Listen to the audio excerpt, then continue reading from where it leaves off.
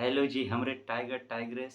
आइए अब हम लोग 69th बीपीएससी में पॉलिटी के क्वेश्चन में आगे के सफर पर चलते हैं। आइए आइए देखिए अगला क्वेश्चन क्या है। क्या कहता है इस ससुरा। कहता है कंसीडर द फॉलोइंग स्टेटमेंट। देखिए हम आपको बताए थे एक एक सेकंड बचाना है। हम बोले थे आपको कि जहाँ भी आप कंसीडर देखें समझ लीजिए द फॉलोइंग स्टेटमेंट साथ में लगले रहेगा।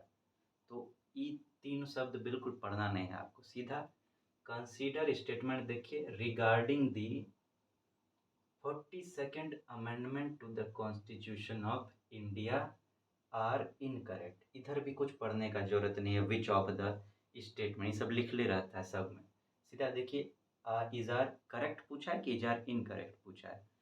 तो इसमें 42nd amendment to the constitution of India जो है उसको लेकर इनकरेक्ट पूछा है कि इसमें से कौन सा ससुरा सब गलत है। आता है तो बड़ा बढ़िया लगा लीजिए टिक, और नहीं आता है तब क्या करेंगे। देखते हैं क्या हो पाता है। आइए ट्राई करते हैं। जितना भी कॉन्स्टिट्यूशन अमेंडमेंट अभी तक हुआ है उसमें से अगर सबसे इम्पोर्टेंट कोई अमेंडमेंट है तो वो है ई।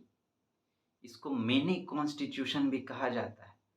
कॉन्स्टिट्यूशन एक हुआ हमारा बड़का, इसको कहा जाता है मिनी कॉन्स्टिट्यूशन की छोटा रूप है कॉन्स्टिट्यूशन का। इतना सारा इम्पोर्टेंट प्रोविजन सब इसमें हुआ। अगर आप जरा भी पढ़े हो तो इनके बारे में हल्का जो भी पढ़ेगा पॉलिटी उसमें ई तो थोड़ा भी टच जर इतना तो कम से कम पता होगा कि इनको लेके कौन आया था। इंदिरा गांधी जी इनको लेके आई थी। ठीक है। अब अगर खाली आपको इतना पता हो कि इंदिरा गांधी जी इनको लेकर आई थी, इंदिरा गांधी जी किस तरह की पावरफुल लेडी थी, उनके अगर नेचर को अगर आप ध्यान में रखेंगे तो ये बड़ा आराम से ही हो जाएगा काम। लेकिन देखते हैं दोनों तरीके से ट्राई करते हैं, उनको भी ध्यान में रखकर। एक अगर ये भी नहीं पता है कि कौन लेके आया था, इंदिरा गांधी जी लेके आए थे, तब भी देखते हैं ट्राई करते हैं क्या किया जा सकता है। आइए देखते हैं आगे चल। क्या है 42nd amendment to the constitution.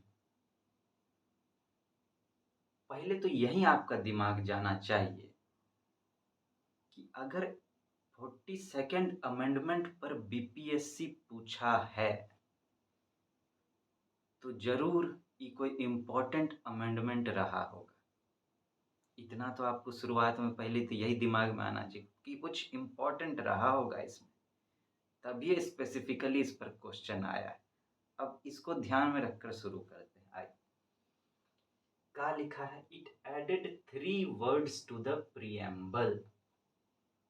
Preamble का है हमारा, अगर कोई पॉलिटी का किताब पलटे तो पहला पन्ना में प्रियम्बल लिखा हुआ रहता है। एनसीईआरटी अगर आप पढ़े हो तो जितना एनसीईआरटी का किताब हो सब का पहला पन्ना पे प्रियम्बल लिखा हुआ रहता है।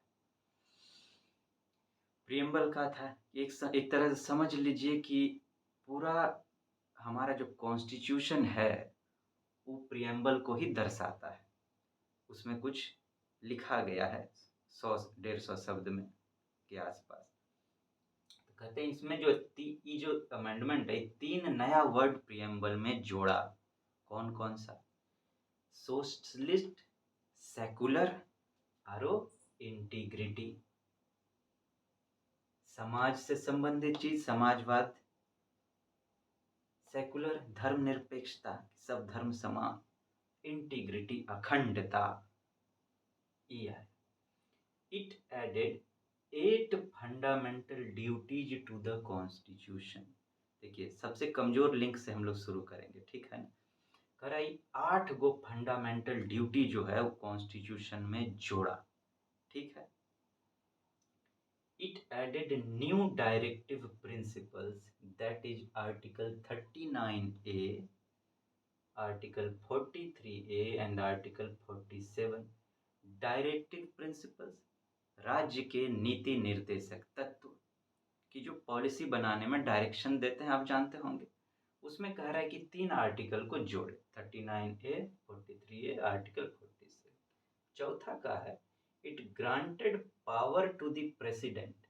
अरे प्रेसिडेंट को पावर दिया, कहा कौन सा power, in consultation with the election commission, कि इलेक्शन कमीशन से कंसल्ट करके बातचीत करके to disqualify members of the state legislature, कि राज्यों में एक हुआ देश सेंटर, एक हुआ स्टेट का लेजिस्लेचर। तो जैसे नेशन के लेवल पे, इंडिया के लेवल पे क्या है, लोकसभा, वैसे ही राज्यों में क्या होता है, स्टेट लेजिस्लेचर, ठीक है, लेजिस्लेटिव असेंबली।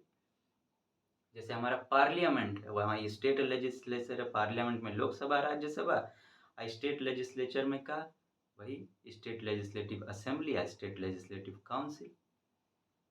तो कह रहा है कि प्रेसिडेंट को पावर दे दिया कि आप इलेक्शन कमीशन से बातचीत करके आप चाहें तो राज्य का जो लेजिस्लेचर है, राज्यों में वहां के मेंबर को डिस्क्वालीफाई कर सकते हैं। आप बताइए कि क्या इलेक्शन कमीशन के पास ये पावर है कि जो नेता लोग खड़ा होता है इसको डिस्क्वालीफाई कर दे। आप हमेशा न्यूज में चर्चा सुनते होंगे, आप अगर जुड़े हो न्यूज पढ़ते ही होंगे, हमेशा सुनते होंगे कि कैसा कैसा नेता सब बन जाता है, एकदम देखिए आसान, कैसा कैसा नेता सब बन जाता है, चोर चौहाड़ गुंडा, इतना इतना गुंडा भरा पड़ा है, ये सबको हटाया काहे नहीं जाता है? हटता नहीं ये सब, जिसको मन तिसको बना लेता है। तो अगर आप इतना भरबली जान, आप पॉलिटिक्स पर इतना घटिया घटिया बात काहे होता है, पॉलिटिक्स को कोई अच्छा काहे नहीं मानते, देखिए यहीं से पकड़ा जाएगा। काहे कि इसमें नेता सब गुड़ गोबर सब भर जाता है, अंट संट जो ये दमखम वाला, ये सब गुंडा तुंडा को भी भर लिया जाता है, ये सब आप जानते होंगे। अगर पावर होता उसके पास डिस्क्वालीफाई करने का, तो ये सब ससुरा आ पाता कभी भी? इलेक्शन कमीशन के पास या किसी के पास पावर तो है उसको करने का, लेकिन इलेक्ट करवाने का, लेकिन डिस्क्वालीफाई करने का पावर अभी तक उसके पास नहीं है, ये आप हमेशा पढ़ते हो। अगर प्रेसिडेंट को ही पावर दे दिया कि आप इलेक्शन कमीशन से मिलके राज्यों में डिस्क्वालीफाई कर दें, भैया आप बताइए, देखिए कैसे बात कर रहा है। अगर ऐसा है तो सेंटर में डिस्क्वालीफाई करने का पावर काहे नहीं? आप कहिए, अगर आप प्रेसिडेंट हैं, आप राज्य में डिस्क्वालीफाई कर देंगे, लेकिन अगर सेंटर में नहीं करेंगे, दोनों में अगर ये पावर आपको नहीं मिला है, तो आप कहिए राज्य लोग विद्रोह नहीं कर देगा? ऐसा चीज को लागू होने देगा? राज्य लोग, जब भी कोई ऐसा मैटर होता है तो पूरा देश मिलकर कोई फैसला करता है? आप पढ़े होंगे स्पेशल में, जो चलिए उस सब ज्ञान का बात हटाइए, अभी हम लोग सिर्फ स्किल पर बात करेंगे। तो आप कहिए अगर ऐसा हो जाए कि आप राज्यों का हटा दीजिए, तो राज्य विद्रोह नहीं कर देगा? पूरा सिस्टम फेल हो जाएगा। जब राज्य सब धरना पे बैठ जाएगा, कैसे भैया, सेंटर में हटाने का पावर नहीं दिए, आप लोग बूमा बूम कीजिएगा, हम लोग गुड़गोबर करेंगे? ऐसा तो नहीं हो सकता है। तो अगर इस आधार पर भी सोचेंगे आप, तो ये चीज संभव नहीं है। खाली आप राज्य में हटा दीजिएगा, सेंटर में नहीं हटाइएगा, एक तरफा काम नहीं हो सकता है। फेडरलिज्म है हमारे, फिर भी हम ज्ञान का बात करने लगे, हटाइए ज्ञान का बात, हटा एकदम प्योर स्किल पर सॉल्व करते हैं। इस चीज संभव नहीं, एक जगह संभव नहीं, उस आधार पर ई तो गलत हो गया। हमका पूछ का रहा है, इनकरेक्ट पूछ रहा है। तब जरा देखिए कि चौथा किसमें किसमें है, चौथा इसमें है और चौथा इसमें है, तो इसी दोनों में से कोई होगा, मतलब ई तो गया, ई दोनों तो गया। अब एक में 3 और 4 है, एक में 1 और 4, 2 पढ़ने का बिल्कुल आपको जरूरत नहीं। अब पढ़ेंगे 1 और 3 हम लोग, देखते हैं दोनों में से कौन फिट बैठता है।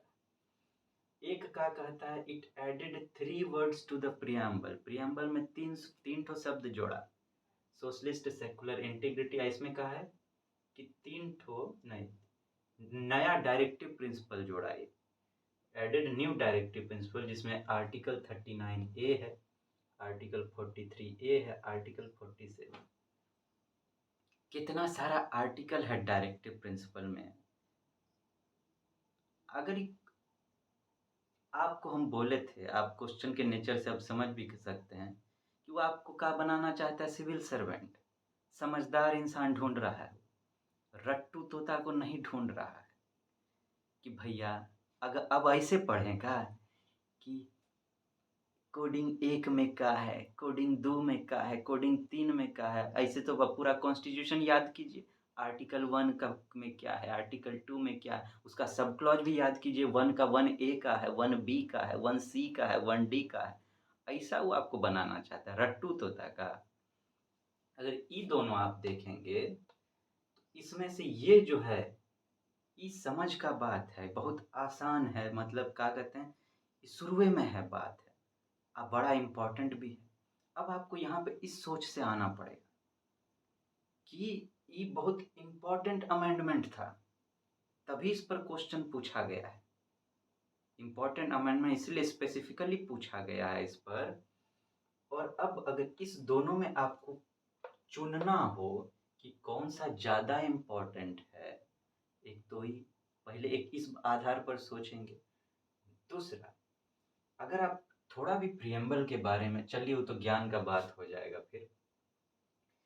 अगर इस डायरेक्टिव प्रिंसिपल को कोडिंग ना देके कुछ अलग इसमें जो लिखा गया है वो देता, तब तो बात समझ में आता, तब हम लोग इस पर सोचते कुछ। लेकिन ये देखिए, आपको यहाँ पे फिर समझना होगा, यहाँ पे नाम दिया गया है सोशलिस्ट सेकुलर इंटीग्रिटी, यहाँ कोडिंग के चक्कर में फंसा दिया है। इस एग्जाम कौन कौन बेस पर पूछा जाता है, ऑब्जेक्टिव टाइप एग्जामिनेशन है, जिसमें आपको तुरंत सोचना है, आंसर करना है। अब यहाँ पे आपको बीपीएससी क्वेश्चन सेट करने वाले के माइंड को समझना पड़ेगा, क्यों ऐसा सेट करेगा। अब इसमें क्या होगा, आप कोडिंग दिया है, अभी कोडिंग आप याद कीजिए, फिर देखिए कि उसमें क्या था, कितना समय खा जाएगा ये। 39 का है, फिर 39A का है, 43A का, 43 का है, फिर 43A का है, 43B का है। कितना समय खा जाएगा ये आपका एक ही क्वेश्चन। तो इस नेचर को समझना पड़ेगा आपको, बीपीएससी के नेचर को समझना पड़ेगा, उसको क्वेश्चन सेट करने वाले के नेचर को समझना पड़ेगा, ये एग्जाम के नेचर को समझना पड़ेगा कि ऑब्जेक्टिव टाइप है। इतना समय आपका खाने का वो दिमाग नहीं, वो ऐसा क्वेश्चन सेट नहीं करेगा। तो स्किल का अलग अलग लेवल आपको सब आधार पर सोचना पड़ेगा, ठीक है ना। अगर उस आधार पर आप देखेंगे तो इसको आप आसानी से पकड़ लेंगे कि सही है, और ई जो है ससुरा, ई एग्जाम के नेचर को फिट नहीं बैठता है। तो ये तो पहले गलत था, ये गया। तो 3 और 4 ये आपका सही आंसर हो जाएगा, काहे कि इनकरेक्ट पूछा है, ठीक है। अब जरा इंदिरा गांधी जी को पकड़कर इस पर बात करते हैं। अगर बस आप इतना जानते हो कि इंदिरा गांधी जी लेके आई थी इनको, तो अब देखिए, it added 3 words to the preamble. चलिए यहाँ पे तो आपको लिंक नहीं धराएगा, लेकिन it added 8 fundamental duties to the constitution. Indira Gandhi किस टाइप की लेडी थी, थोड़ी सी अथॉरिटी वाली, अपना पावर दिखाने वाली, सबको अपना कंट्रोल में रखने वाली। तो सोचिए, जो इस तरह का इंसान है, कोई भी चीज़ जब कोई अपना पॉलिसी लाता है, ठीक है, तो किस तरह का पॉलिसी लाएगा, जैसा उसका नेचर है वैसा ही पॉलिसी वो चाहेगा ना।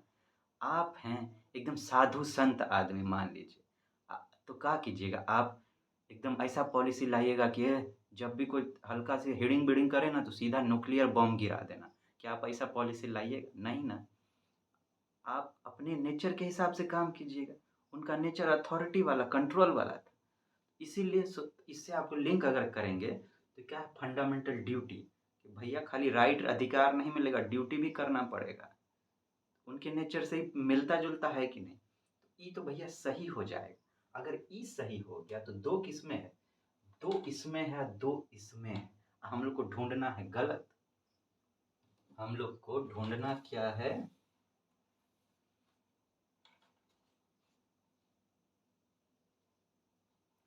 तो इंदिरा गांधी जी के नेचर के हिसाब से ई सही है, हम लोग को ढूंढना है गलत। तो ये सही जिसमें है उसको तो आप हटा दीजिए। तो 2 इसमें है, ई गया, और 2 इसमें है, ई भी गया।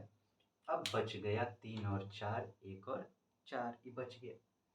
इस दोनों में से अब देखिए, ज़्यादा दिमाग नहीं लगाना। ऑप्शन देखिए 4-4 दोनों में, मतलब 4 तो गलत है ये, ठीक है, वो इनकरेक्ट है। अब खाली आपको 1 और 3 में पकड़ना है कि कौन सा जो है वो गलत है। अब फिर वही बात फंस गया 1 और 3 का। तो 1 और 3 पर जैसे अभी हम लोग सोच रहे थे, हम इंदिरा गांधी जी का बात किए, तो देखिए आइए जरा बात करते हैं। सोशलिस्ट, ठीक है, सोशलिस्ट का मतलब होता है समाजवाद पे जोर देना। समाजवाद का नेचर क्या होता है कि सब कुछ गवर्नमेंट के कंट्रोल में रहेगा, प्राइवेट को कुछ नहीं मिलेगा कंट्रोल। सोचिए कंट्रोल का बात कर रहा है, कंट्रोल का इंदिरा गांधी जी वैसी, वो तो खुद सरकार है, तो नहीं सब हमारे कंट्रोल में रहेगा। आप जानते हो सब उनके ही कंट्रोल में, चलिए वो तो ज्ञान का बात है। तो सोचिए कंट्रोल करना चाह रहे हैं, तो वही ऐसा पॉलिसी लिया है। समाजवाद का क्या मतलब, प्राइवेट प्राइवेट लोग समाज का बारे में उतना सोचता है क्या? प्राइवेट को तो ढेवा चाहिए, प्रॉफिट पे काम करता है। समाज के बारे में तो सरकार सोशलिस्ट लेके आए कि पूरा हमारे कंट्रोल में, सरकार के कंट्रोल, तो इनके नेचर को फिट बैठता है। सेकुलर में हो सकता है आप उनके नेचर से फिट ना बैठा पाए, लेकिन इंटीग्रिटी, अखंडता, कि भैया हमरे होते हुए कोई खंड नहीं कर सकता, अखंड भारत चाहिए हमको, एकदम अखंड भारत चाहिए, फिट बैठ रहा है डबल डबल। लेकिन इसके बारे में सोचेंगे सेकुलर धर्मनिरपेक्ष, कि सब धर्म समान। तो अगर समाजवाद का कोई बात कर रहा है, समाज में समाजवाद कब स्थापित होगा? जब समाज में सब कुछ ठीक ठाक रहेगा। समाज में ठीक ठाक कब रहेगा? जब सब धर्म को समान चीज मिले। ऐसा तो होगा नहीं कि आप ई नहीं दीजिएगा और ई दे दीजिएगा। सब धर्म एक दूसरे को मार काट कर रहा है, तो उसमें समाजवाद हो सकता है क्या? नहीं। इसको सपोर्ट करने के लिए इसका जरूरत है, तो ये सपोर्ट कर रहा है, इसको देखिए। इस आधार पर जो है ये आपको सही पकड़ा जाएगा। इसमें आपको दिमाग लगाने का फिर जरूरत ही नहीं है। ये सही मिल गया तो ये ऑटोमेटिक गलत है, सही वाला को हटा दीजिए। एक सही है, इसको हटाइए आप। हम लोग को तो गलत ढूंढना है, पहुंच गए आंसर। ई इंदिरा गांधी जी के लिंक से। लेकिन अगर इंदिरा गांधी जी नहीं भी दिमाग में है तो भी हम लोग देख लिए आपकी कैसे की। इस तरह से आपको स्किल के आधार पर सोचना पड़ेगा, डेप्थ में उतरना पड़ेगा। खाली देखिए ज्ञान तो एक अलग बात, ज्ञान से भी बहुत बड़ा बात होता है इस दुनिया का समझ। तो आपको जब आप पढ़ें ना, तो किताब तक सीमित नहीं रख, उसको जो भी आप पढ़ें उसको आप लिंक कीजिए दुनिया से, कैसे इस समाज के आधार पर सोचा जाए इसको, तब ये स्किल धीरे धीरे बढ़ता चला जाएगा, बूमा बूम करता चला जाएगा, है कि नहीं? तो अभी है जल्दबाजी में हम कोनो ख़त्म नहीं करना चाहते हैं, तो आज इसी क्वेश्चन पर रुकेंगे। ये क्वेश्चन हम लोग का अच्छा खासा समय लिया है। हाँ, स्किल ऐसे ही सीखने का, एकदम आराम आराम से, हौले हौले, हौले हौले, है कि नहीं? कोई धड़फड़ करने का जरूरत नहीं। ठीक है, तो ये हम लोग का रहा आज का डिस्कशन। चलिए, तो हमरे दुर्गा काली करण अर्जुन, आप देखिए अपना धीरे धीरे इसको डेवलप करते रहिए। हम लोग जल्दी मिलेंगे फिर और बातचीत करेंगे, इस पर आगे चलेंगे और धीरे धीरे हम लोग का ये चलता रहेगा, पढ़ाई भी चलता रहेगा, स्किल भी चलता रहेगा, बैलेंस में एकदम चलता रहेगा। हम लोग ऐसा पुख्ता डेवलप करेंगे इसको कि क्वेश्चन कैसनो आए, टेंशन लेने का जरूरत है नहीं। ठीक है, एग्जाम देखिए होता है, एक एक सेकंड का खेल होता है, वहाँ पर एक एक सेकंड में इधर उधर हो जाता है। तो आप जब भी सॉल्व करें कोई क्वेश्चन तो कॉम्प्रिहेंसिव लेवल पर पूरा पहले पढ़ें कोडिंग के साथ। ठीक है, उसके बाद जो सबसे कमजोर लिंक आपको मिले, जहाँ से शुरुआत करने का जरूरत है, कि उस पर आप कंफर्म हो जाएं इस समझ के आधार पर। ठीक है, वहाँ से लिंक पकड़ लीजिए, हो जाएगा काम, है कि नहीं? अब देखिए जब ज्ञानों का बात हो तो एक अधर अलग आधार पर आपको पढ़ना, जो हम स्टोरी फॉर्म का बात की, इसमें बहुत सारा प्रोविजन है 42nd अमेंडमेंट में। हम इसको अगर जो यहाँ पे दिया हुआ है इसको याद रखने का बात करें तो हम कैसे याद रखे थे?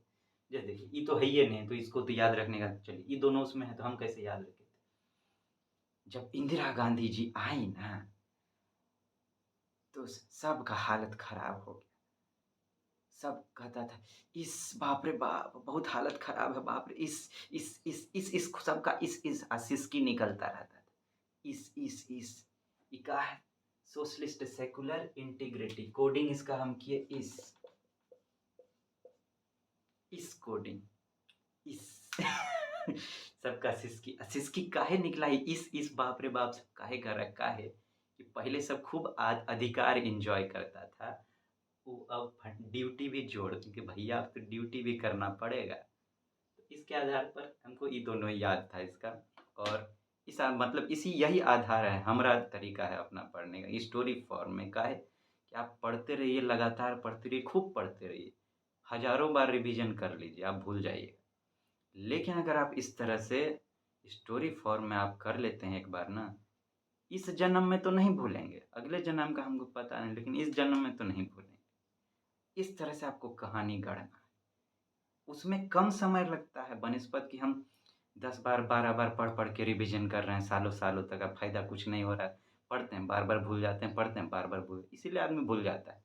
सब परेशान रहता है, काहे भूल जाते हैं, काहे भूल जाते हैं? ठीक ढंग से पढ़ते ही नहीं हैं ज़्यादातर लोग। हमरे परिवार के जो आप हमरे दोस्त-दोस्तिनी हैं ना, उस पैटर्न को ढाल लीजिए।